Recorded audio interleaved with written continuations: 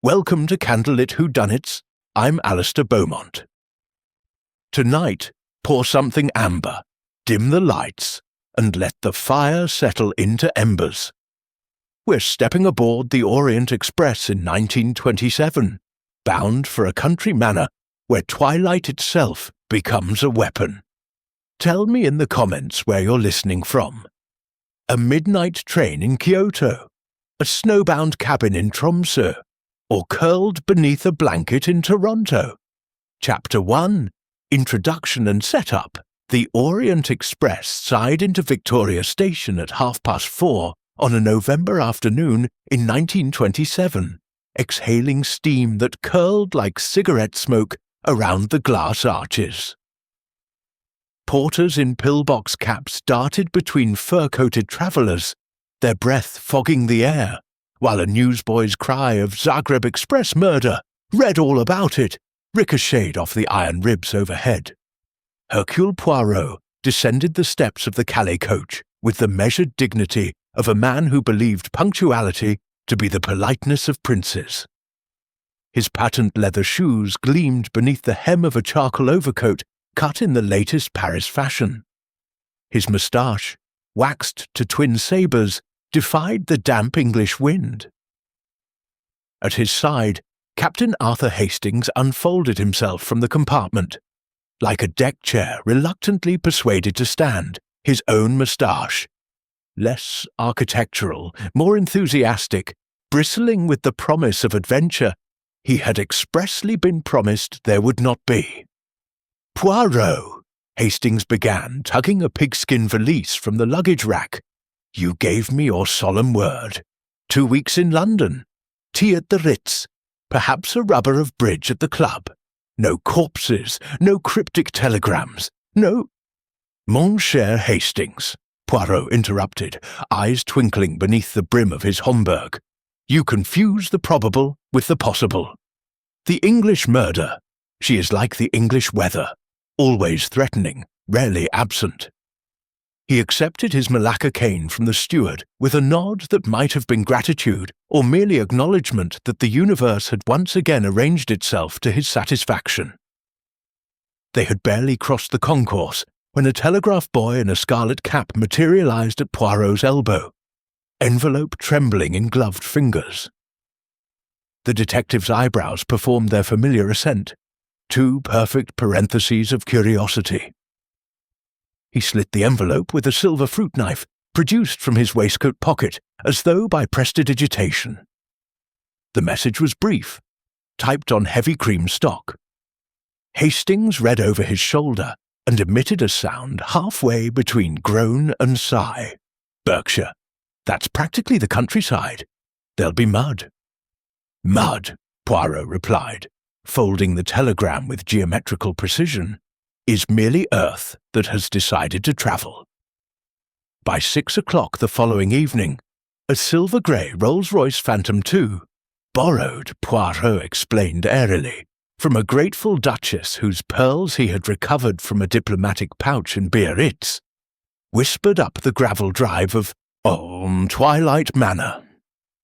The house rose from the Berkshire mist like a ship of brick and stone, its Tudor bones wrapped in Jacobean gables, its chimneys exhaling wood smoke that smelled of applewood and secrets. A single incongruity crowned the east wing, a glass observatory dome, 30 feet across, glinting like a monocle caught in the last ember of sunset. Yew hedges flanked the drive, clipped into the shapes of chess pieces, pawns, knights, a single brooding rook, standing sentinel beneath a sky the colour of bruised violets. The front doors, oak, iron-studded, older than the Reformation, swung inward before the chauffeur could descend. Lady Eleanor Ashcroft awaited them in the cavernous hall, a figure carved from morning silk and willpower. 53, perhaps 55, spine straight as a billiard cue. The severe black of her gown relieved only by an emerald brooch, the size of a quail's egg that flashed green fire when she moved. Her hair, iron grey, was coiled beneath a lace cap. Her eyes, the pale blue of glacier water, held the weariness of a woman who had buried a husband, and now feared she might bury the rest of her family before breakfast. "Monsieur Poirot." Her voice was low, precise, the accent of finishing schools and country houses. "Your reputation precedes you like a bloodhound. I am told you can smell guilt at 50 paces. "Madame," Poirot bowed over her gloved hand, "I smell only the excellent beeswax on your parquet. But guilt, yes, it has a perfume all its own." She led them beneath a chandelier that could have illuminated a small cathedral, its crystals trembling in the draught from the minstrel's gallery. Portraits of long-dead Ashcrofts glared down. Admirals, dowagers, one bishop with eyebrows like thunderclouds. The air carried pipe tobacco, damp stone, and something metallic, fear, perhaps, or the promise of it. "My husband, Sir Reginald, died 6 weeks ago," Lady Eleanor began without preamble. "The coroner said heart failure. I say poison, but that is not why I summoned you." She gestured toward the drawing room, where 5 figures already waited like pieces on a chessboard yet to be played. "The will he signed the night he died disinherits everyone except a mystery beneficiary known only as T. Tonight, at twilight precisely, we open the sealed codicil. I fear someone in this house will kill to prevent it." Poirot's gaze swept the assembly with the calm appraisal of a jeweller examining flawed stones. First, Dr. Felix Harrow, Sir Reginald's personal physician. 38, sleek black hair parted with surgical precision, a nervous tick fluttering at the corner of his left eye like a trapped moth.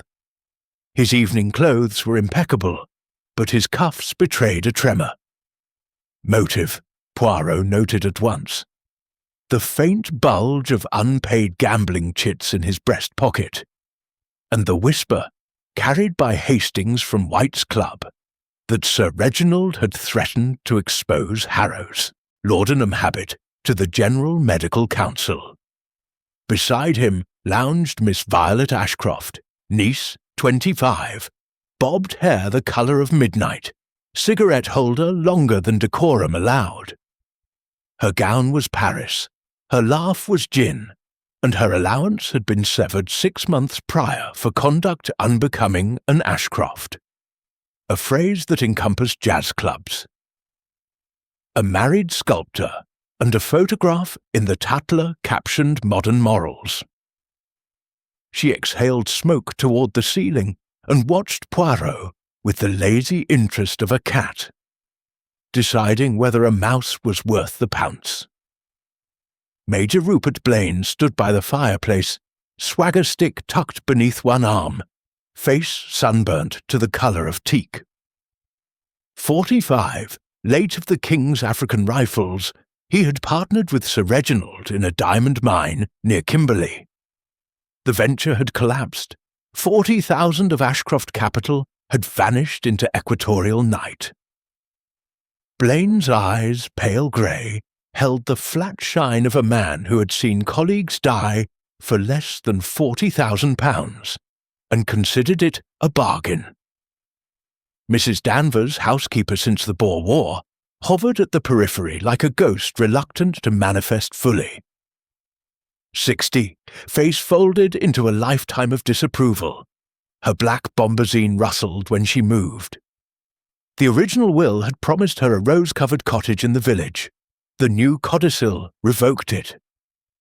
Her hands, knotted with arthritis, twisted a linen handkerchief into knots tighter than any sailor could manage.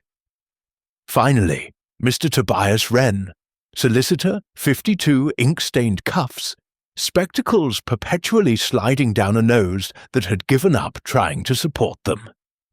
He clutched a dispatch case as though it contained the crown jewels rather than a single envelope sealed with crimson wax. His motive remained, for the moment, as opaque as the fog outside. Poirot's moustache twitched with satisfaction.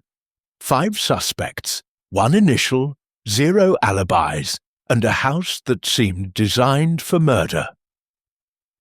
Lady Eleanor conducted them through corridors panelled in oak dark as stout, past suits of armour that clanked softly in the draught, to the twilight room itself. The door was a single slab of oak bound in iron, fitted with a modern Yale lock, no key visible. Beyond lay a circular library beneath the observatory dome. Books bound in Moroccan leather climbed to the ceiling. First editions of Donne, volumes on astronomy, a shelf of forbidden texts bound in unmarked vellum. At the centre stood a mahogany pedestal. Upon it rested a brass-bound box no larger than a cigar humidor, and beside it an envelope addressed in Sir Reginald's spidery hand. Open at twilight. R.A., the dome above, was a perfect hemisphere of glass, now opaque with gathering dusk. Outside, the last sliver of sun bled away behind the yews. Inside, a single gas lamp hissed, throwing shadows that danced like conspirators. Poirot circled the pedestal, gloved fingers brushing the brass. Twilight, he murmured, the hinge between day and night, the hour when nothing is quite what it seems, and no one is precisely where they claim to be. Hastings, peering at the lock, rattled the handle. Solid as the Bank of England, and no keyhole on the inside. How does one lock oneself in? One does not, Poirot replied softly. One is locked in by another. Or perhaps... His voice trailed into silence as the grandfather clock in the hall began to strike 7. Each chime reverberated through the floorboards, through the soles of their shoes, through the marrow of their bones. Lady Eleanor's hand went to her brooch. Dinner is at 8. The codicil will be opened at twilight tomorrow. Sir Reginald was precise. Tonight you may orient yourselves. Her smile did not reach her eyes. I have taken the liberty of preparing the Chinese room for you, Monsieur Poirot. Captain Hastings will have the adjoining suite. The house is large, but not, I think, large enough to hide a murderer for long. As she turned to leave, the gas lamp flickered. For an instant the shadows on the dome resolved into the shape of a man hanging, then dissolved into nothingness. Hastings swallowed audibly. Poirot alone remained unmoved. He opened the brass box. Inside lay a single white feather, pristine against black velvet. Curious, he said, lifting it to the light. A pigeon feather, I think. Carrier, perhaps. A message that flew too late, or too early. Chapter 2. The crime-discovered dinner was announced at 8 by the measured chime of a gong that rolled through the corridors like distant thunder. Yet Poirot declined with the courteous finality of a man guarding a delicate digestion. He requested only a small pot of tisane and permission to remain alone in the twilight room, claiming a need to meditate upon the psychology of locked boxes and the curious elasticity of English twilight. Hastings, torn between loyalty and lamb cutlets, lingered at the threshold until Poirot's raised eyebrow dispatched him toward the dining room, with the resigned air of a schoolboy promised double helpings of pudding. The heavy oak door closed. The Yale lock clicked with the crisp authority of a judge's gavel. From the corridor came the retreating shuffle of Hastings's evening shoes, then silence thick enough to stir with a spoon. Inside the circular library, the gas lamp hissed softly, its mantle glowing the colour of old champagne. Poirot stood motionless beneath the dome, hands clasped behind his back, watching the last ember of day bleed out across the glass. The sky beyond shifted from violet to indigo to a black that swallowed the yew chessman whole. At precisely 8 minutes past 8, the grandfather clock in the hall began its solemn tolling. Poirot counted each stroke aloud, 1, 2, 3, until the 8th chime dissolved into the hush. He turned to the pedestal. The brass box remained sealed, the envelope untouched. He lifted the white feather, twirled it once between gloved fingers, and replaced it with the care of a priest returning the host to the tabernacle. Then he seated himself in a leather-wing chair, closed his eyes, and waited for the house to reveal its intentions. At 17 minutes past 8, a scream tore through Twilight Manor, high, animal, unmistakably female, followed by the crash of overturned crystal and the thunder of multiple feet on oak stairs. The library door rattled violently.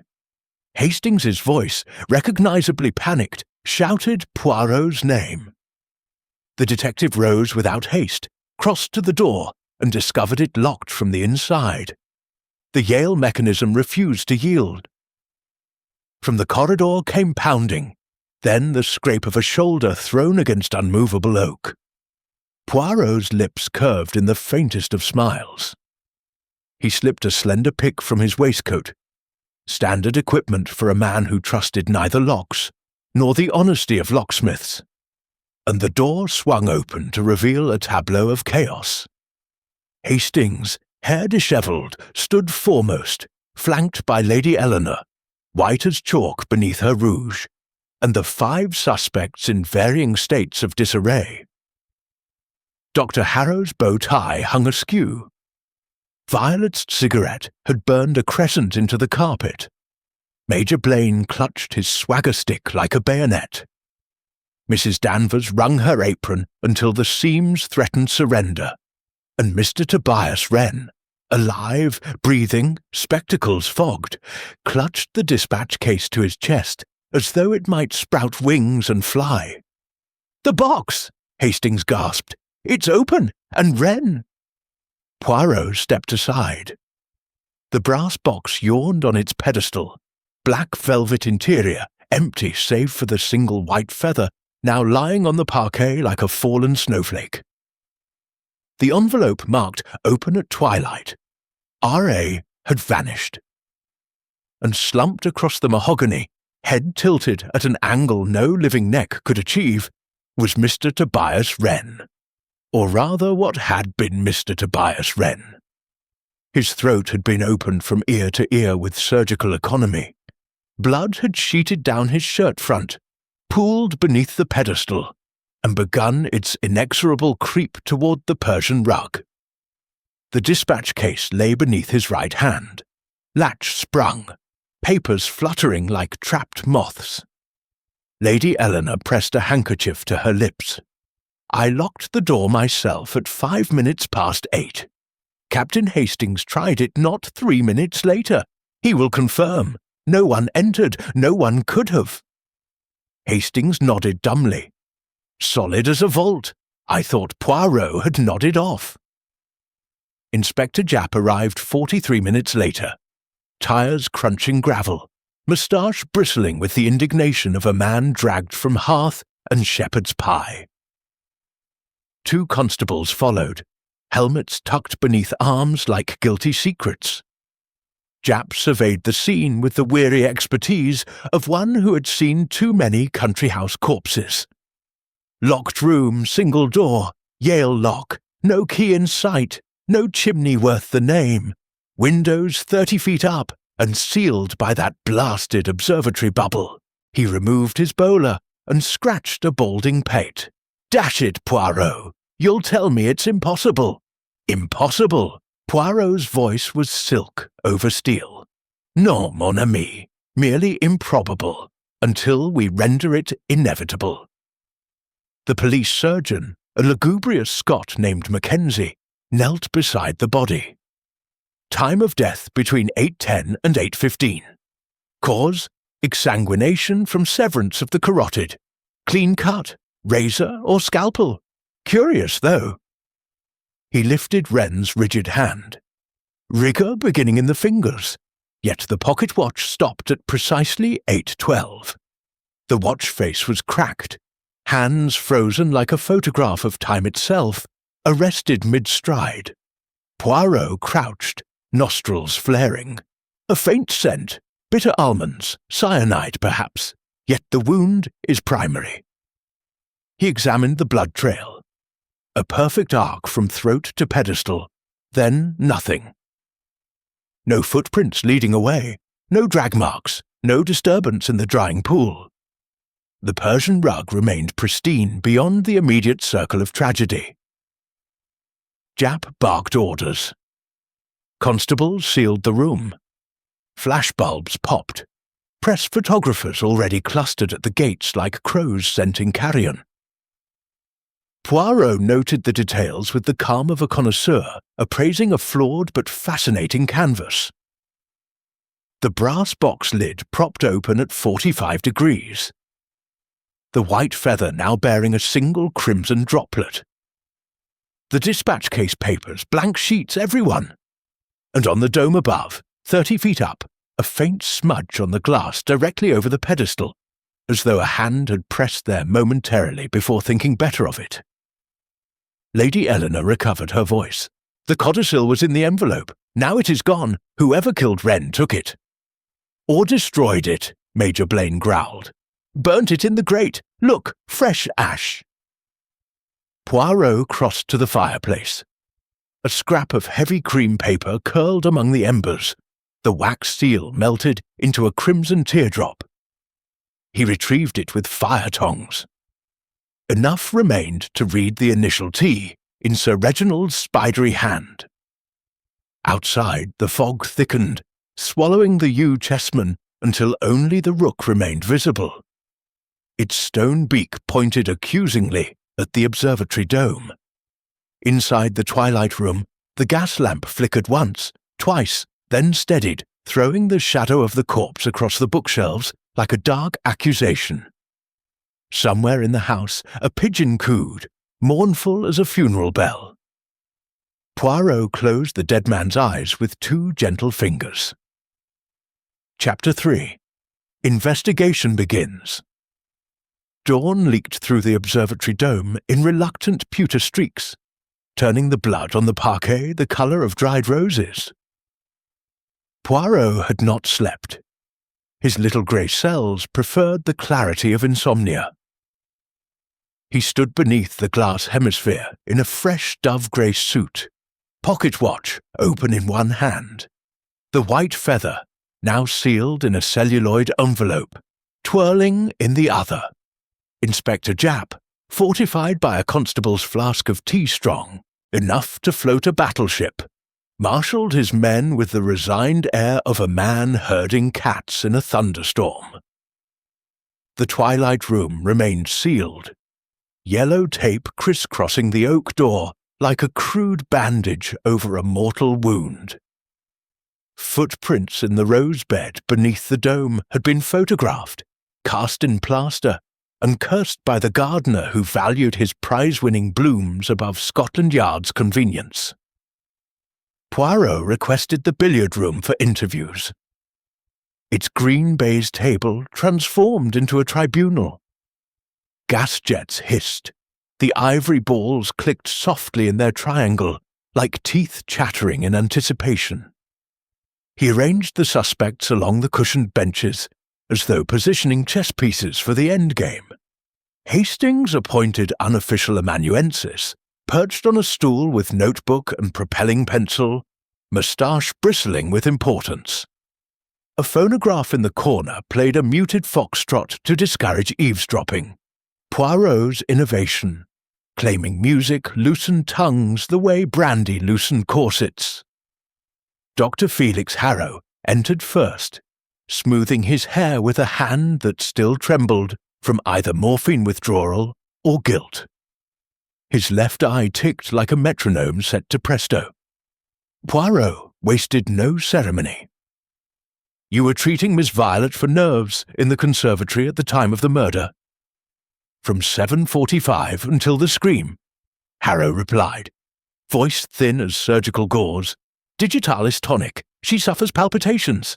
Palpitations, Poirot echoed, or conscience. He produced the torn theatre ticket.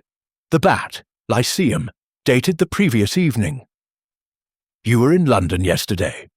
Yet Sir Reginald's diary records an appointment with you at 4 o'clock. Explain. Harrow's tick accelerated. I postponed. Urgent call from a Harley Street colleague. The ticket was research for a paper on mass hysteria. Hastings scribbled furiously. Poirot's eyebrow performed its hydraulic ascent. Next, Miss Violet Ashcroft, cigarette holder clenched between teeth-stained coral by lipstick and gin. She blew smoke toward the cue rack with theatrical nonchalance. I was in my room practicing the new Sophie Tucker record. Alone. The gramophone scratches at 8:10, proof I never left. Poirot produced the record from an evidence tray. Side A bore a crescent gouge precisely at the lyric Ain't We Got Fun. Side B remained pristine. Curious, he murmured. One does not flip the disc mid-murder. Violet's laugh cracked like ice on a puddle. Ask Mrs. Danvers. She brought me cocoa at 8 sharp. Major Rupert Blaine strode in, swagger stick tapping his palm in martial rhythm. His alibi, a trunk call to Nairobi placed from the library telephone at 7:55, concluded at 8:14. The operator confirmed duration and destination. Poirot noted the faint scent of gun oil on the Major's cuffs and the swagger stick's ferrule, freshly polished, concealing a hairline seam. Mrs. Danvers followed, apron starched to cardboard, eyes red-rimmed but dry. She had polished silver in the pantry from 7 until the scream. The butler corroborated the silver gleamed like accusation. Yet Poirot's sharp gaze caught a feather, pigeon, identical to the one in the brass box, caught in the hem of her bombazine skirt. Lady Eleanor entered last, regal even in fatigue. She had written letters in her boudoir, sealing them with green wax that matched her brooch. The letters, 3 addressed to solicitors in London, were postmarked the following morning. Poirot noted the faint tremor in her signature, the ink blot shaped suspiciously like the initial T. Interviews concluded, Poirot led Hastings on a perambulation of the grounds. The rose-bed footprints, size 9, hobnailed, led from the gravel path to beneath the dome, then vanished into the lawn as though the walker had taken flight. 30 feet up, the smudge on the glass remained, thumb-shaped, no ladder tall enough to reach it. In the observatory, a brass telescope on a tripod pointed directly at the Twilight Room pedestal. Poirot swung it gently. The crosshairs bisected the exact spot where Wren had died. A faint circle of soot surrounded the eyepiece, recent use. Back in the library, Poirot discovered the half-burnt letter in the grate. Tew will claim everything unless silenced. The handwriting matched Sir Reginald's, but the paper was fresh, the burn marks theatrical.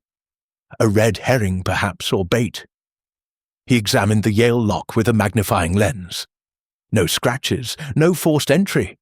The key remained missing. Yet when he held the white feather to the gas jet, a watermark appeared. A tiny crest, pigeon rampant, the mark of a Berkshire carrier loft. Mrs. Danvers's wartime avocation, Hastings recalled from village gossip. At noon, Jap reported from the village exchange. The Nairobi call had indeed lasted 19 minutes, but the operator noted static at 8:12 precisely, enough to mask a whispered instruction. The footprints matched Major Blaine's regimental boots, but the hobnails were new, purchased in London the previous day. Dr. Harrow's surgery contained morphine phials stamped with Sir Reginald's personal seal. Stolen, perhaps, or planted. Poirot stood beneath the dome at the hour Wren died. Sunlight, thin and winter pale, struck the glass at a shallow angle. For 3 minutes the pedestal was bathed in a perfect circle of light, magnified by the dome's curvature into a lens. He noted the temperature rise. 5 degrees, sufficient to melt wax, perhaps, or ignite flash paper. A theory stirred. Hastings, trailing behind, discovered a child's glass prism on a shelf of astronomical instruments. When held to the light, it threw a rainbow across the bloodstain, the violet band landing precisely on the spot where the envelope had lain. Poirot pocketed it without comment.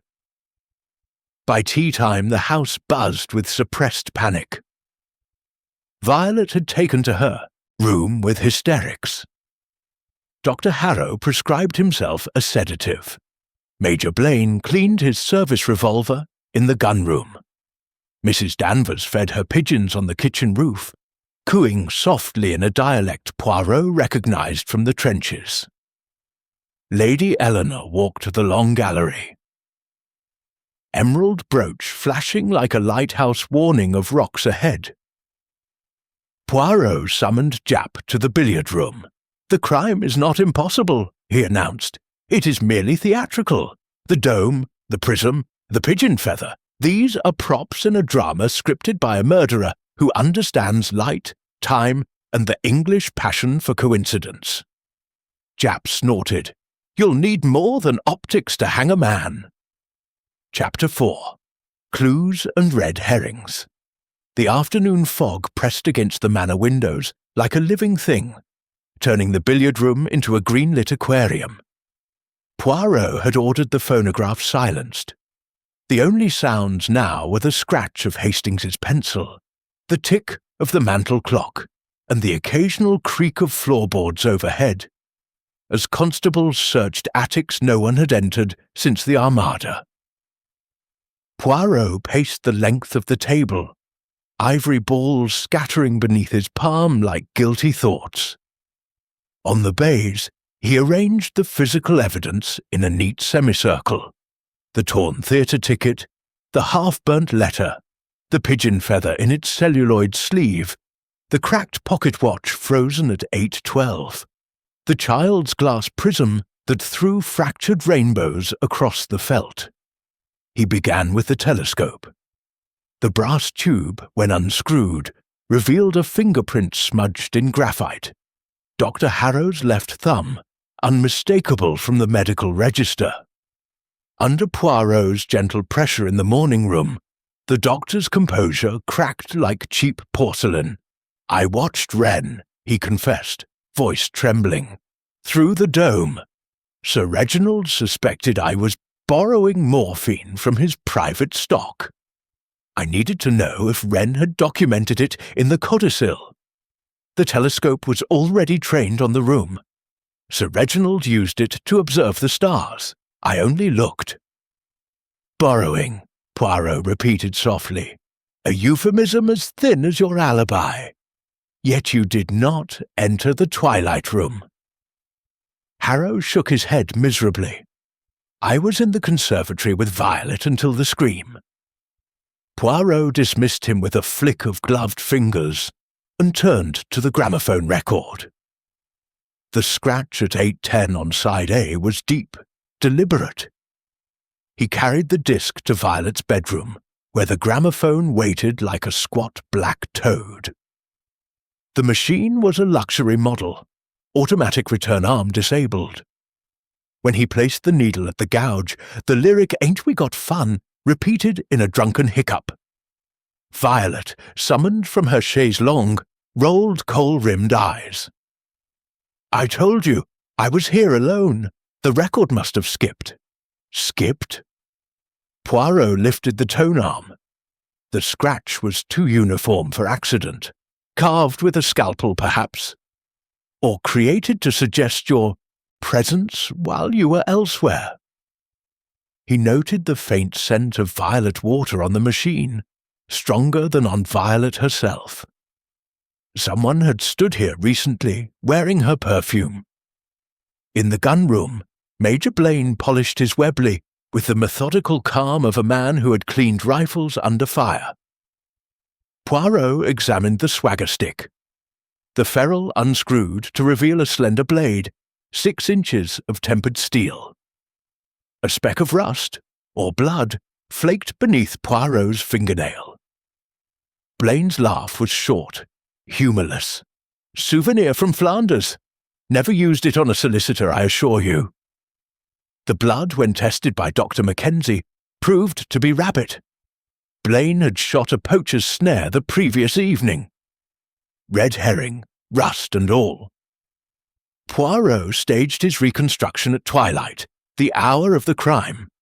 He locked himself in the twilight room with Hastings stationed outside the door. At 8:12 precisely, Poirot slashed a blood-filled pig's bladder across the pedestal, borrowed from the kitchen with Mrs. Danvers's reluctant blessing. The blood arced exactly as Wren's had. Through the observatory telescope, the scene appeared magnified, the pedestal a stage lit by the setting sun's dying rays. For 3 minutes the dome acted as a lens, projecting the room's interior onto its curved surface like a cinema screen. A figure in the observatory could see every detail, could, with timing and a steady hand, direct events below. Yet the door remained locked. The key was still missing. Emerging pale but triumphant, Poirot gathered the household in the observatory. Rain lashed the dome. Thunder rolled like artillery in the distance. He demonstrated the prism, held to the gas lamp. It burned a message onto photographic paper. Trust no one after dusk, in Sir Reginald's hand. The paper had been hidden beneath the pedestal, revealed only by the prism's focused light. The message was dated the night Sir Reginald died. "The dome is the key," Poirot announced. "Glass magnifies, refracts. At twilight, the sun becomes a weapon or a witness." He revealed the half-burnt letter in the grate. The handwriting was Sir Reginald's, but the ink was fresh, the burn marks applied with a candle held at a distance. A forgery planted to suggest Wren's motive. The theatre ticket, too, had been purchased by Wren himself. Poirot found the stub in the solicitor's wastepaper basket, torn to implicate Harrow. Mrs. Danvers's pigeon feather led to the dovecote on the kitchen roof. The birds were prize carriers trained during the war. One bird, a hen named Athena, was missing. Its leg ring matched a scratch on the observatory windowsill, 30 feet up. Someone had climbed the ivy, released the bird with a message, then descended. The footprints in the rosebed ended where the ivy began. Jap, summoned by telephone, arrived with warrants and skepticism. "You've got optics, birds, and forged letters, but no murderer." Poirot smiled. "Patience, Inspector. The red herrings swim in schools. We have only to net the shark beneath." He produced the final clue. A reel of monofilament fishing line, invisible to the naked eye, discovered tangled in the observatory rafters. Attached was a tiny magnet. The key, he theorized, had been lowered through a hairline crack in the dome, sealed for centuries by pigeon droppings, then retrieved with the magnet. The line had snapped, leaving the reel behind. Hastings whistled. "Invisible line! Invisible entry, but who?" Poirot's eyes gleamed. "Someone who understands light, height, and the precise angle of twilight. Someone who was not in the house when the scream sounded, yet was." He turned to the dome. Rain streaked the glass, but in the lightning flash, a shadow moved. Brief, unmistakable. Someone was still up there, watching. Chapter 5. Complications and Twists. The storm broke at midnight, wind howling through the yews like a pack of spectral hounds, rain drumming the observatory dome until the glass sang in a high metallic keen. Poirot stood at the centre of the twilight room, coat collar turned up, pocket torch beam cutting a white cone through the darkness. The blood had been mopped, the body removed, yet the air still carried the copper tang of violence and the faint lingering bite of bitter almonds. Hastings hovered at the threshold, revolver drawn, eyes wide as a boy's on Guy Fawkes night. Jap's constables patrolled the corridors with lanterns that swung like hanged men. their footfalls echoing the thunder's irregular heartbeat. Poirot knelt beneath the pedestal. The photographic paper bearing Sir Reginald's prism-burned warning had been replaced by a fresh sheet, blank, waiting. He adjusted the child's prism in the beam of his torch, angling it until the light fractured into a perfect violet spear. At 12:07, the spear struck the paper and began to write. Letters formed, ghostly at first, then sharp. The codicil is not in the envelope. Poirot's breath caught. The message continued, ink blooming, as though an invisible hand guided the pen. Seek the word of God. Hastings read over his shoulder. The Bible! But whose? A scream, lower, masculine, ripped from the cellars. Boots pounded. Japp's bellow followed. Down here! Quick! They descended the stone stairs into the wine cellar, torches jittering across racks of dusty bottles. Dr. Felix Harrow lay sprawled between the Burgundy and the Bordeaux, froth at his lips the colour of Devonshire cream, eyes fixed in chemical surprise. A half-empty glass of brandy rested beside his outstretched hand. The decanter on the tasting table stood open, its contents exhaling the unmistakable perfume of cyanide. On the floor, scrawled in brandy and trembling finger, the single letter T. Japp swore with inventive fluency. 2 murders in one night. Your impossible crime just doubled, Poirot. The doctor's pockets yielded a morphine phial, empty, and a crumpled note in Wren's handwriting. Meet me in the cellar at midnight. The codicil names you. The ink was fresh, the paper identical to the half-burnt letter in the grate. A forgery or a lure? Poirot's torch swept the racks. Behind the 09 Latour, a leather-bound Bible, Mrs. Danvers's, judging by the pressed violet between its pages. He opened it to the Book of Revelation. Tucked between chapters 13 and 14 lay the codicil, sealed in crimson wax, the initial T embossed like a brand. The will was brief. To T, my trusted friend, I leave all worldly goods, the rest are vipers. Signed Sir Reginald Ashcroft, witnessed by Tobias Wren and Dr. Felix Harrow, the date the night Sir Reginald died. Lady Eleanor, summoned in dressing-gown and fury, identified the handwriting instantly. My husband's. But he loathed Wren, called him a parasite in pinstripes. Why witness his own disinheritance? Poirot's eyes narrowed. Because Wren forged the witnesses, or because the doctor lied about the time of death? Dawn brought the third shock. The missing key to the Twilight Room was discovered at the bottom of the frozen ornamental pond in the rose garden, wrapped in oilskin, weighted with a silver christening mug. The ice had been hacked with the cold chisel from the scullery. The mug bore the Ashcroft crest and the engraved initials T.A., Tobias Ashcroft, Sir Reginald's stillborn son, or so the family believed. Mrs. Danvers, confronted in the kitchen, collapsed into a chair, apron over her face. He was mine, she whispered. Illegitimate. Sir Reginald promised the cottage for the boy's future. Then the new will took everything.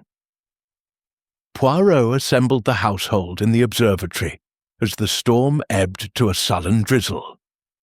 Water dripped from the dome in rhythmic plinks, each drop a metronome counting down to revelation.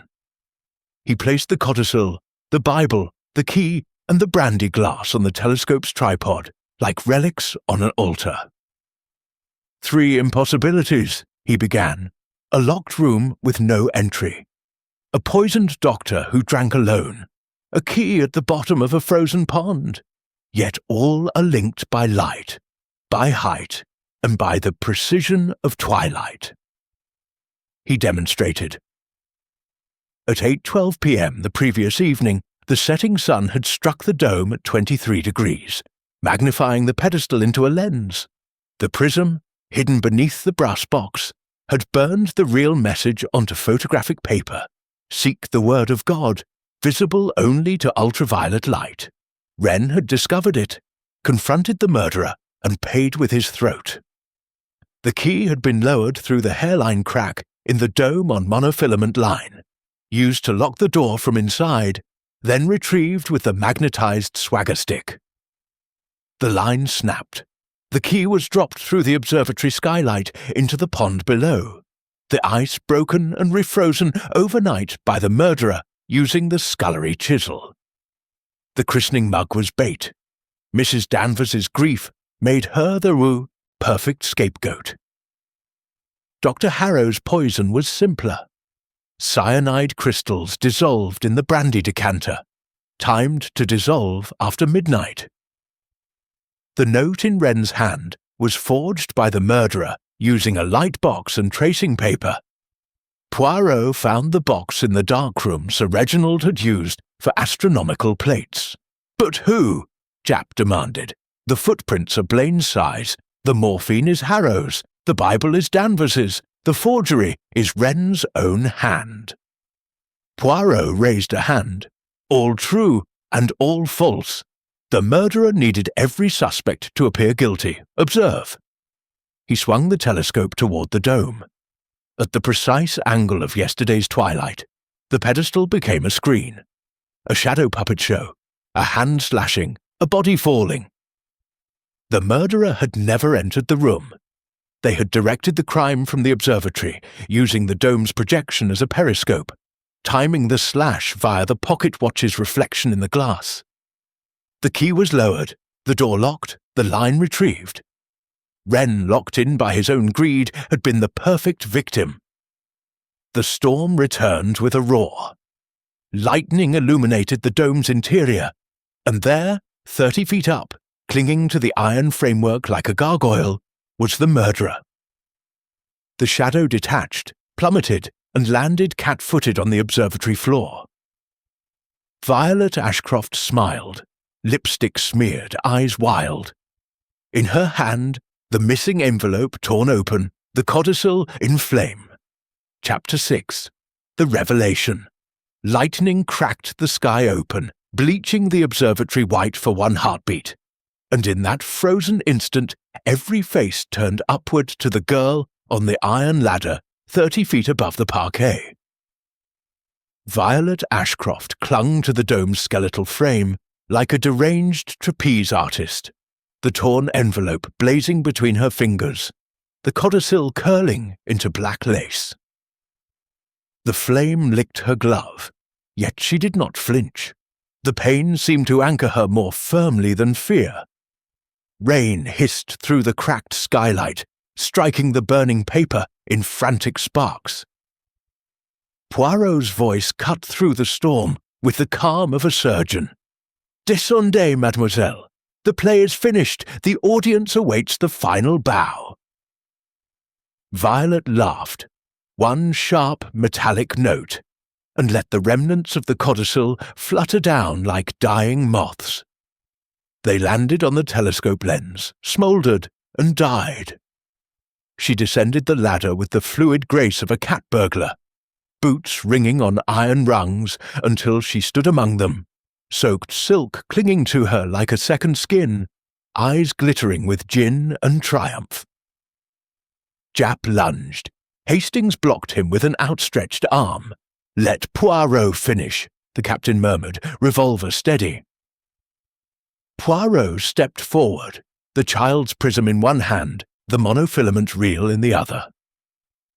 He placed both on the tripod beside the brandy glass, still reeking of cyanide. The storm wind moaned through the cracked pane, scattering ash across the astronomical charts. "Observe," Poirot began, voice soft yet carrying to the rafters. "5 impossible things. We shall make them inevitable." He held the prism to the lightning's next flash. A violet beam speared the photographic paper he had inserted beneath the telescope. Words bloomed. "T is trusted friend. All else vipers R.A. The true codicil, burned onto the plate by Sir Reginald himself the night he died, using the dome, the prism, and the setting sun. Wren had discovered it, attempted to forge a second will naming himself, and sealed his fate. Wren locked himself in at 8:05, Poirot continued, believing he would retrieve the plate, substitute his forgery, and exit before twilight. But the murderer had already planned the trap. He gestured to the dome. At 8:12, the sun struck the glass at 23 degrees. The dome became a camera obscura. Every movement in the twilight room was projected upside down onto the interior curve, visible from the observatory catwalk. He climbed 3 rungs of the ladder, pointed. Here, a perfect view. The murderer watched Wren open the brass box, saw the prism ignite the message, saw panic seize the solicitor, then Poirot produced the swagger stick, unscrewed the ferrule. The blade slid out, 6 inches of razor steel. The slash was timed to the second. The murderer threw the blade from the catwalk. It arced through the skylight crack, opened earlier with the cold chisel, struck Wren's throat, and embedded in the oak panelling behind the pedestal. He indicated a hairline scar in the wood, missed in the chaos. The blood arced as we saw. The blade was retrieved the same way the key was lowered. Monofilament line, magnetized tip. The line snapped. The reel fell into the rafters. Violet's smile faltered. Dr. Harrow, Poirot turned to the cellar tragedy, was lured by a forged note in Wren's hand. The cyanide was in the decanter, not the glass. Crystals timed to dissolve after midnight. Harrow drank alone, thinking to blackmail the murderer with the forged witness signature.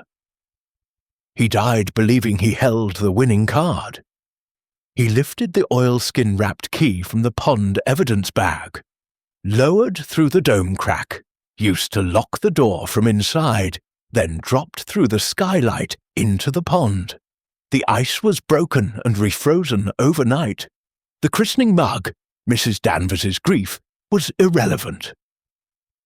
Mrs. Danvers sobbed quietly into her apron.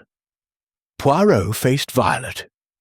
You, mademoiselle, provided the red herrings, the theatre ticket, purchased by Wren, torn by you to implicate Harrow. The gramophone scratch, carved with his scalpel while you wore Violet's perfume. The half-burnt letter, your forgery on his paper. You needed every suspect tainted. Violet's cigarette holder clattered to the floor. Prove it. Poirot produced a pigeon feather from his pocket. Athena's, the missing hen, found in your dressing gown. You released her from the catwalk with a message for your accomplice. Too late. The bird returned to the dovecote, feather caught in your hem. He held up the monofilament reel. Your fingerprints in violin rosine, used to grip the invisible line. And finally, he swung the telescope. The crosshairs bisected the exact spot on the twilight room floor where Wren had died. The angle of throw required height, precision, and a steady hand. You climbed the ivy in riding boots, size 9, hobnailed, borrowed from Lady Eleanor's stables. The footprints ended where the ivy began. Violet lunged for the skylight. Hastings caught her wrist. The revolver pressed cold against her temple. The motive, Japp demanded. Poirot's voice softened. Sir Reginald discovered Violet's scandal. Not the sculptor, but the abortion in Paris, paid for with embezzled mine funds. He rewrote the will to protect the family name, leaving everything to his oldest friend, Captain Hastings, the T for trusted. Violet killed to bury the secret and claim the fortune. Hastings flushed crimson. Me! I hadn't the foggiest. Precisely why you were trusted. Violet spat. The old fool deserved it. Wren was greedy, Harrow spineless. I gave them endings fit for a stage. Poirot signaled Japp. Handcuffs clicked. As Violet was led away, she turned once, eyes blazing. The dome was perfect. You'll never prove the throw. Poirot smiled. The blade, mademoiselle, bears your lipstick, coral, transferred when you kissed it for luck. The Yard's new ultraviolet lamp will confirm. Chapter 7. Justice Served. The storm had spent itself by the time the police van crunched down the gravel drive, its headlamps cutting twin tunnels through the pearl-grey dawn. Violet Ashcroft sat in the back between two constables, wrists cuffed, coral lipstick smeared across her cheek where she had tried to wipe away tears that refused to fall. The observatory dome above Twilight Manor gleamed wetly in the first light, innocent now, as though it had never projected a murder across its curved belly. Poirot stood on the front steps in his dove-grey overcoat, Malacca cane tapping a gentle rhythm against the stone, watching the van disappear between the yew chessmen. Hastings lingered beside him, still dazed by the revelation that £200,000 and the Ashcroft legacy now rested, absurdly, irrevocably, upon his own khaki-clad shoulders. Inspector Japp emerged from the house, bowler in hand, moustache drooping with fatigue and reluctant admiration. Clean confession on the blade, Poirot. Lipstick, rosin, the works. She's for the assizes and the rope, no doubt about it. But dash it, man, Hastings and heir. The captain couldn't inherit a cold without catching it twice. Hastings flushed to the roots of his moustache. Steady on, Japp. I'd no idea the old boy even remembered my existence. Last I saw him was 19, passing through Victoria with a crate of mangoes from Argentina. Poirot's smile was small, fond. Sir Reginald remembered loyalty, mon ami, the rarest currency of all. Inside, the house stirred like a patient waking from ether. Mrs. Danvers moved through the hall with a tray of tea things, her bombazine rustling softer now, as though grief had starched it into submission. She paused before Hastings, eyes lowered. The cottage is yours by right, sir. Sir Reginald promised it to my boy, but the boy is long gone. Take it with my blessing, and may it bring you better fortune than it brought us.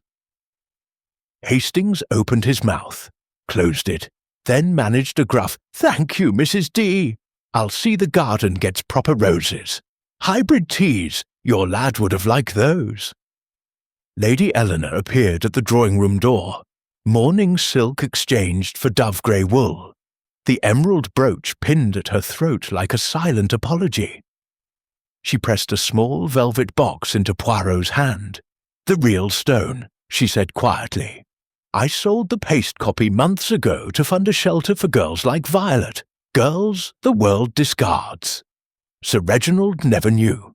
Keep it, monsieur, or return it to the insurance company. I care not. Only know that some traps are set long before the murderer arrives." Poirot bowed over her hand. "Some traps, madame, are set by kindness. You escape them with honour." The inquest was held 3 weeks later in the village hall, transformed by trestle tables and the smell of damp wool into a courtroom.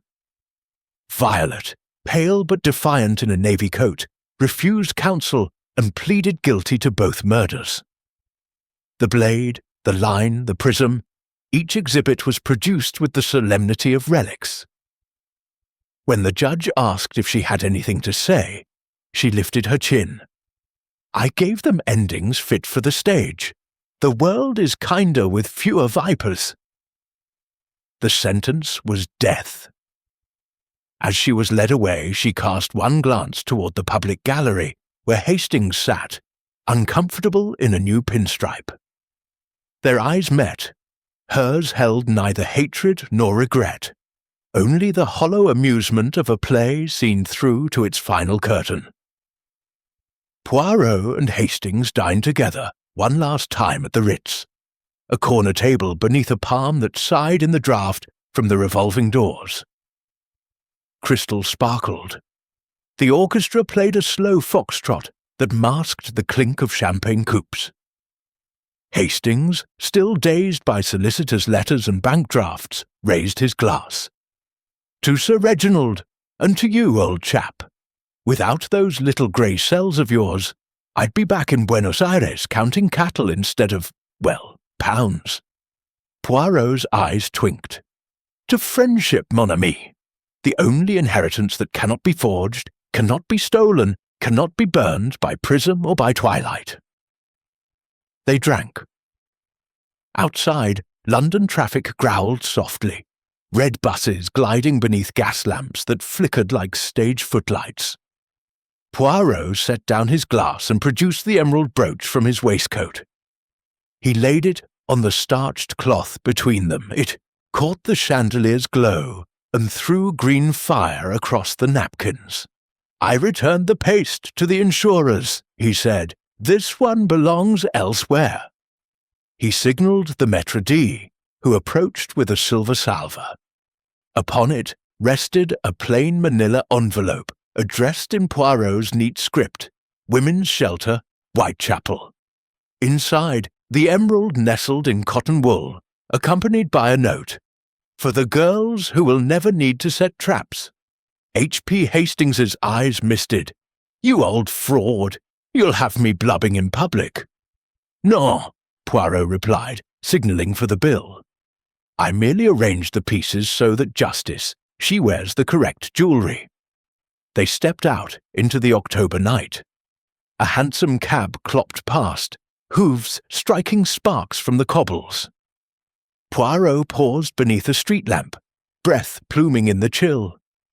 "One final twist, Hastings. The pigeon, Athena, she returned to the Dovecote this morning with a message tied to her leg." He produced a scrap of paper, no larger than a postage stamp.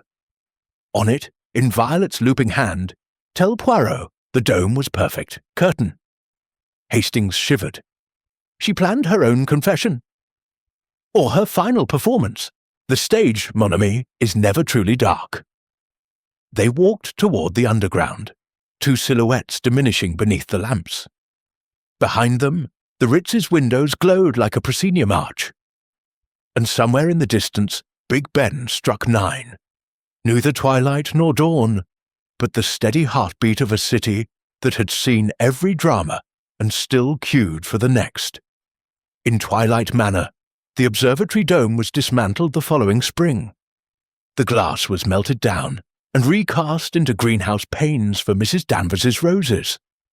On quiet evenings, when the scent of hybrid teas drifted through the open windows of the Chinese room, Hastings, now squire in all but name, would pause in his letter-writing and glance upward. The sky was clear, starlit, innocent, yet sometimes in the corner of his eye a trick of light would form a perfect circle on the ceiling, and for an instant he would hear the faint, ghostly click of a Yale lock that no longer existed. He would smile, shake his head, and return to his correspondence. Some traps, he had learned, were built of memory alone, and the cleverest detective of all could only close the door, never erase the key. Chapter 8. Echoes in the Glass. 6 months slipped by like pages in a well-thumbed casebook. Twilight Manor, stripped of its storm and scandal, settled into the gentle rhythm of an English spring. The yew chessmen were clipped into topiary swans. The rosebed beneath the vanished dome burst into crimson apology. Hastings, now Captain Ashcroft of Berkshire, took residence with the bewildered air of a man who had won a lottery, drawn in another man's name. He kept the Chinese room as his study, the brass telescope sold to a museum in South Kensington, the pigeon loft converted into a potting shed where Mrs. Danvers coaxed prize begonias with the same murmured endearments once reserved for carrier hens. Yet the house remembered. On certain evenings, when the sun hung low and gold, the empty circle where the observatory had stood threw a perfect ring of light across the library ceiling, memory made luminous. Poirot returned in May, summoned by a telegram that read only, "The glass sings again. Come." H. The little Belgian arrived by the afternoon train, ulster buttoned against a wind that carried apple blossom and the faint metallic promise of thunder.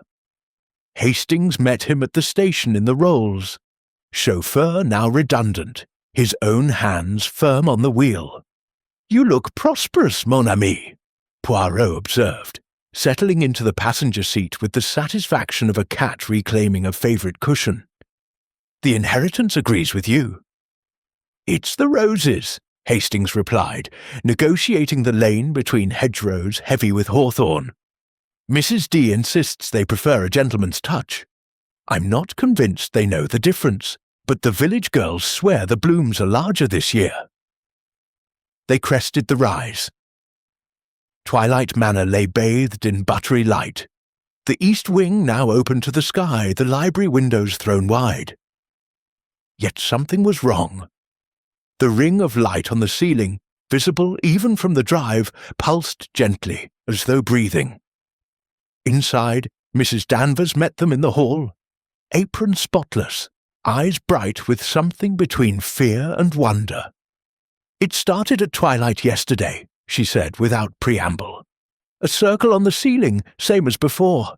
Then the sound, like crystal glasses rubbed together, only deeper, coming from the walls." Poirot's moustache bristled with delight. "Show me." They gathered in the library at the hour Sir Reginald had died. The sun, obedient to ancient geometry, struck the empty air where the dome had been.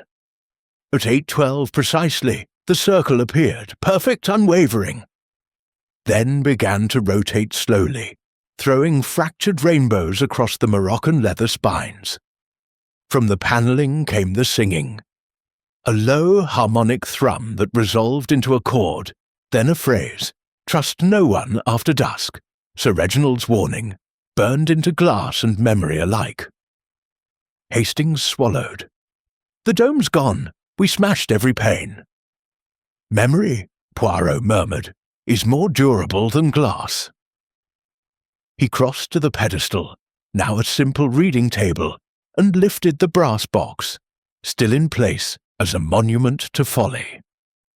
Inside, the black velvet lining had been replaced by Mrs. Danvers with pale blue silk.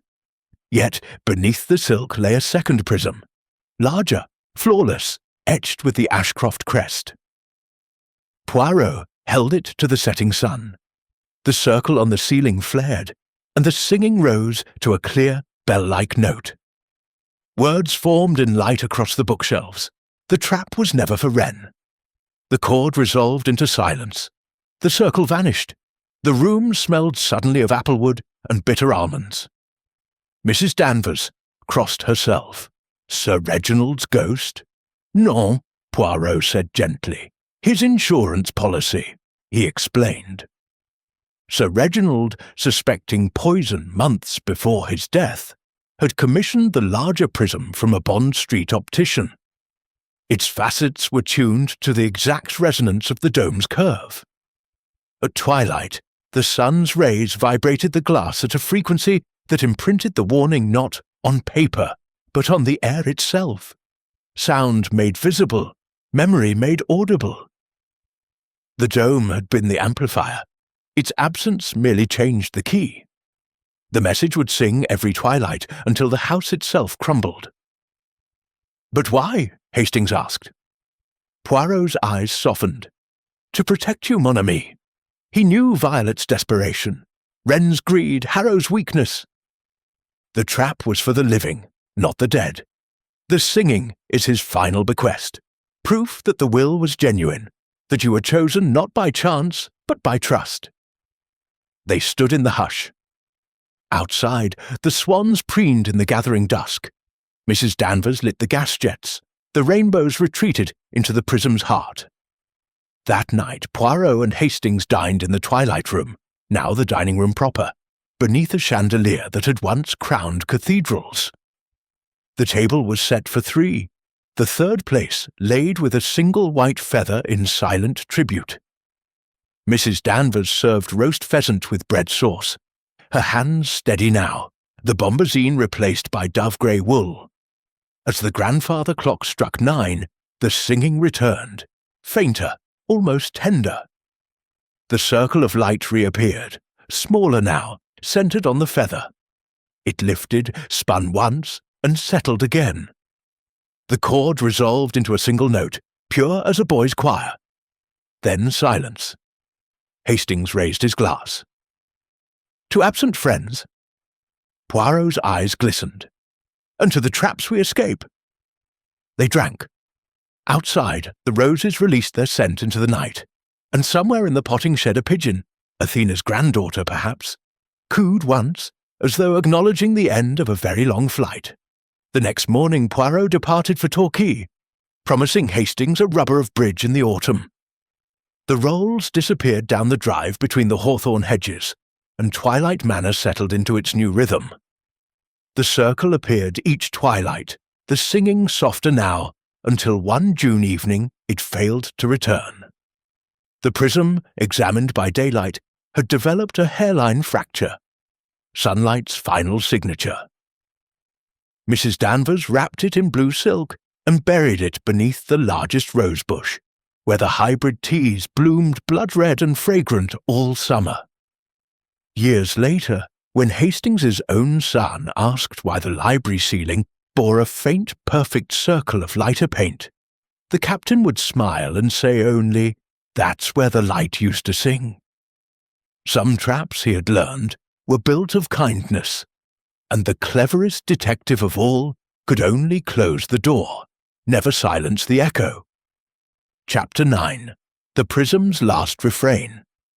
Autumn returned to Twilight Manor with the hush of falling leaves and the scent of wood smoke drifting from cottage chimneys. The hybrid teas had been pruned to nubs. The swans in the yew hedges wore crowns of frost each morning. Hastings, now fully settled into the role of squire, spent his days corresponding with solicitors in London, and his evenings in the library, a pipe clenched between teeth that had grown accustomed to command. The circle on the ceiling had not reappeared since the prism's fracture in June, yet the room felt watchful, as though the walls themselves waited for a cue that never came. Mrs. Danvers, promoted to housekeeper emeritus, ruled the kitchens with a gentler hand, her bombazine replaced by soft tweed, her grief transmuted into the quiet industry of marmalade and damson jam. Poirot arrived unannounced on All Souls' Eve, stepping from the train at twilight with a small valise and a parcel wrapped in brown paper. The wind off the downs carried the tang of bonfires and the distant crackle of fireworks from the village green. Hastings met him at the gate, lantern in hand, the Rolls left in the coach-house for the sake of old times. "You're thinner, mon vieux," Hastings greeted, noting the sharper cut of Poirot's ulster. "The little grey cells on hunger strike." "No," Poirot replied, eyes twinkling beneath the Homburg. "Merely the English cuisine. I bring reinforcements." He patted the parcel. "Belgian chocolate and a bottle of 1904 Armagnac, smuggled past the customs with the innocence of a choir boy." They walked the gravel path beneath stars sharp as cut glass. The manor loomed dark, windows glowing amber, the east wing still open to the sky like a missing tooth. Inside, Mrs. Danvers had laid a fire in the library grate. The flames painted the Moroccan leather spines in shifting copper.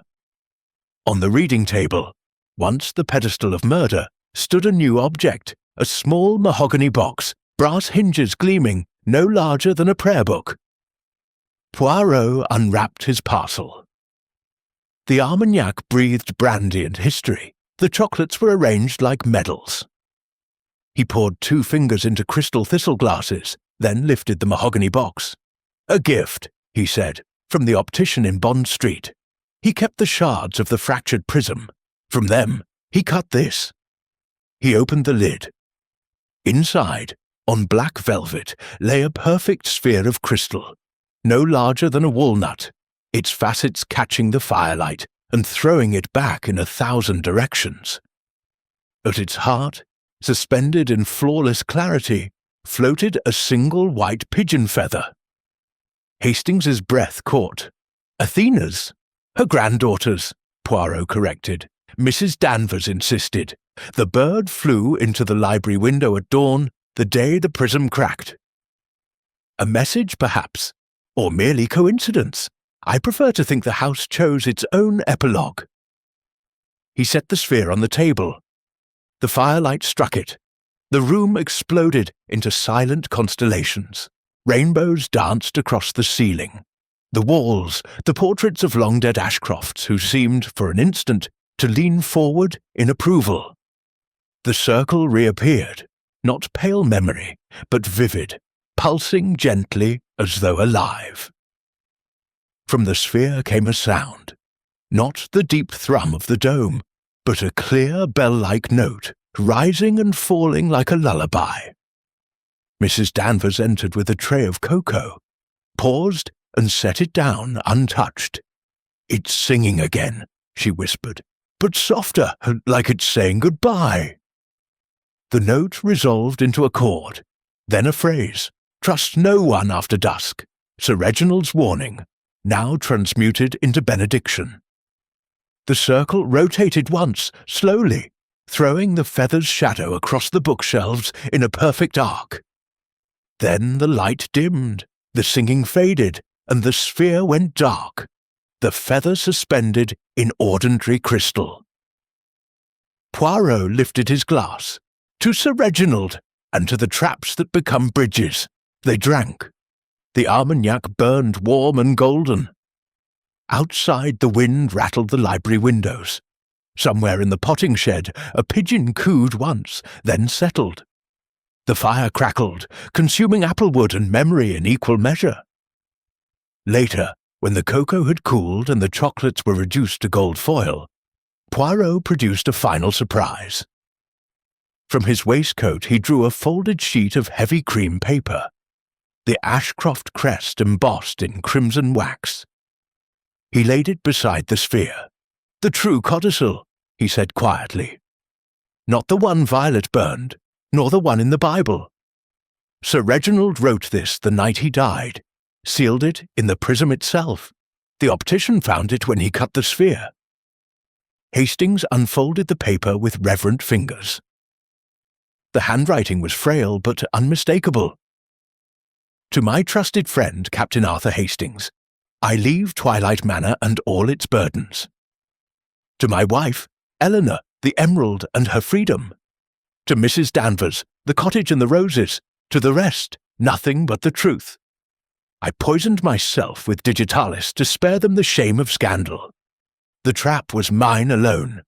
Forgive an old man his cowardice. R.A. Beneath, in Poirot's neat script, a postscript. The singing was my idea. A Belgian's flair for drama. Let it end with the sphere." H.P. Hastings's eyes were bright. He staged his own death. "To protect you all," Poirot replied. "Violet's abortion, the embezzled mine, Wren's forgeries, he knew everything. The digitalis gave him time to set the prism, to burn the warning, to lock the brass box with the feather as misdirection. He died believing the trap would expose the vipers without destroying the innocent." Mrs. Danvers, who had lingered in the doorway, stepped forward. "Then the murders?" "Were Violet's improvisation," Poirot said. "She saw the prism's light, mistook it for inheritance, and built her own trap atop his. The dome merely amplified both." Silence settled, broken only by the fire's soft collapse. Hastings folded the codicil and slipped it into the mahogany box beside the sphere. "Some traps," he said, "are built of love." Poirot raised his glass one last time. "And the cleverest detective merely reads the instructions." They left the library at midnight. The sphere remained on the table, catching the dying embers in a final, fleeting rainbow. Mrs. Danvers banked the fire, closed the door, and for the first time in a year, did not lock it. The next morning Poirot departed for London, the Armagnac bottle lighter, the chocolates gone. Hastings walked him to the gate beneath a sky the colour of pigeon wings. The manor stood quiet, the east wing open to the heavens, the circle on the ceiling now only paint and memory. As the train pulled away, Poirot leaned from the window. "Right when the roses bloom, mon ami. And if the sphere sings again, do not be afraid. Some traps open into gardens." The whistle sounded. The train vanished into the mist. Hastings returned to the library, opened the mahogany box and set the sphere in the window where the sun would find it each twilight. The feather inside turned slowly, catching light that no longer sang but merely remembered. Years later, when the manor passed to Hastings's daughter, she found the sphere in a drawer, the feather still suspended, the codicil yellowed but intact. She placed it on the windowsill at dusk. For one heartbeat the circle reappeared, faint as breath on glass, and a single note, clear, bell-like, tender, rose and fell like a lullaby. Then silence. Some traps, she learned, were built of forgiveness, and the cleverest detective of all had closed the door with a feather and a song. Chapter 10. The Feather's Final Flight. Decades drifted over Twilight Manor like dust motes in a sunbeam. The east wing, once open to the sky, was rebuilt in the 1950s with a modest conservatory where Hastings's daughter, Eleanor, named for the lady who had once worn mourning silk and emeralds, grew orchids that bloomed the colour of twilight itself. The hybrid teas gave way to lavender. The yew swans were clipped into abstract spirals by a gardener who had never heard of chess. The library remained the heart of the house, its Moroccan leather spines replaced by paperbacks and seed catalogues, the mahogany box with its crystal sphere kept on the mantel, beside a photograph of two moustached men raising champagne coupes beneath the Ritz palm. The circle on the ceiling had long since been painted over, yet on certain evenings, when the conservatory doors stood open and the sun sank behind the downs, a faint ring of light would appear on the parquet. Memory's watermark stubborn as ink. Eleanor Ashcroft, now in her 70s, silver-haired and sharp-eyed, kept the manor as a retreat for writers and scholars. The Chinese room became a guest suite. The potting shed, once a dovecote, housed a small press where limited editions of poetry were printed on handmade paper. Mrs. Danvers had died in the Isir cottage among her roses, buried beneath the largest bush, with a single white feather tucked into her prayer book. The sphere still flawless, still holding its feather in suspension, travelled from mantel to windowsill to drawer and back again. A talisman no one quite believed in, yet no one could bear to lose. It was on the 50th anniversary of the Twilight Trap, November 2nd, 1977, that the sphere sang for the last time. Eleanor, cataloguing her father's papers for the county archive, had placed the mahogany box on the library table beneath the skylight that now replaced the dome. The sun, obedient to geometry older than the house, struck the crystal at 4:12 p.m. precisely, the new twilight of winter.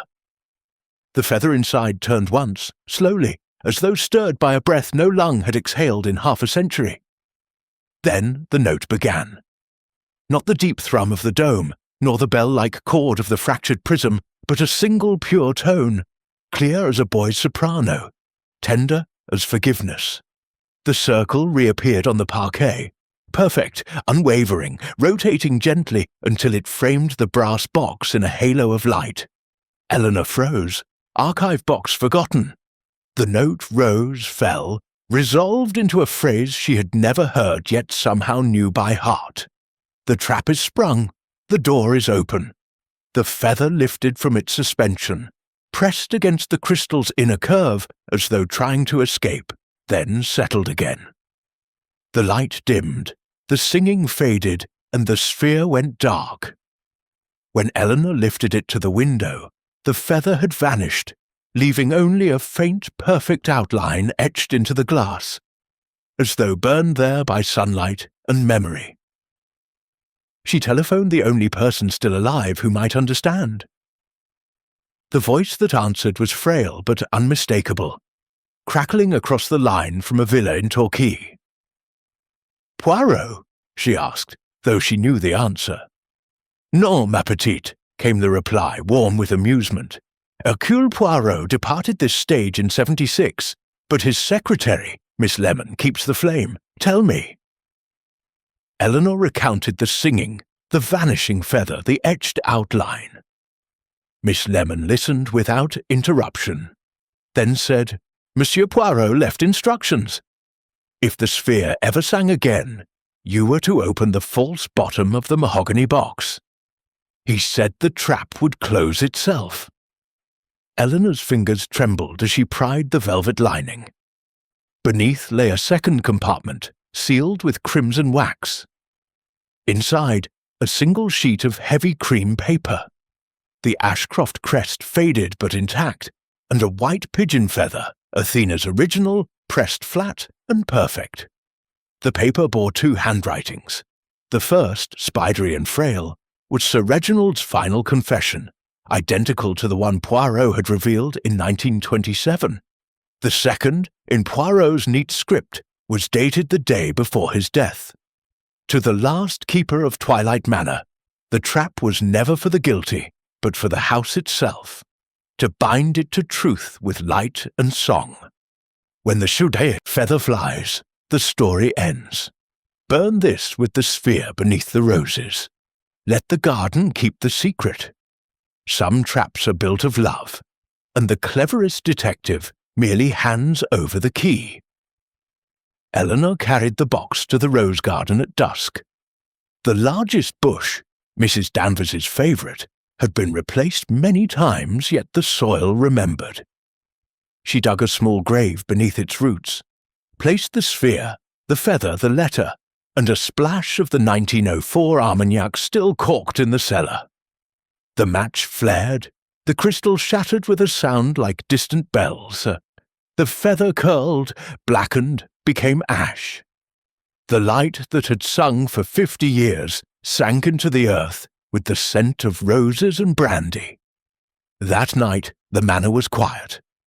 No circle appeared, no note rose from the walls. Eleanor locked the library door for the first time in years, then thought better of it and left it ajar.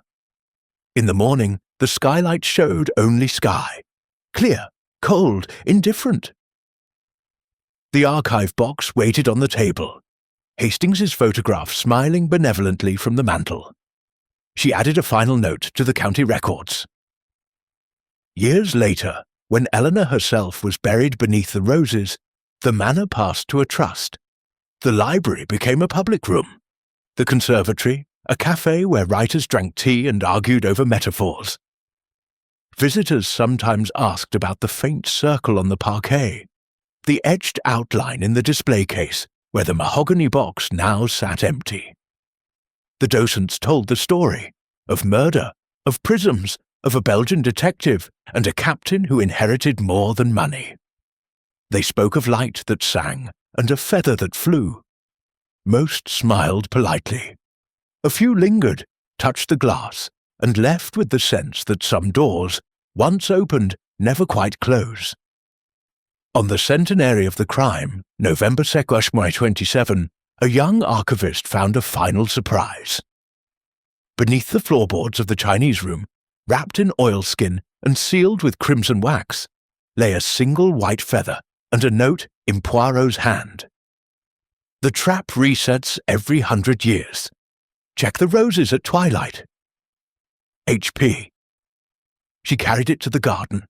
The largest bush bloomed blood-red against the frost. At 4:12 p.m., the sun struck the soil where the sphere had burned. For one heartbeat, a circle of light appeared on the petals, perfect, rotating gently. A single note rose, clear, bell-like, tender, then faded into the wind. The feather in her hand lifted, spun once, and vanished.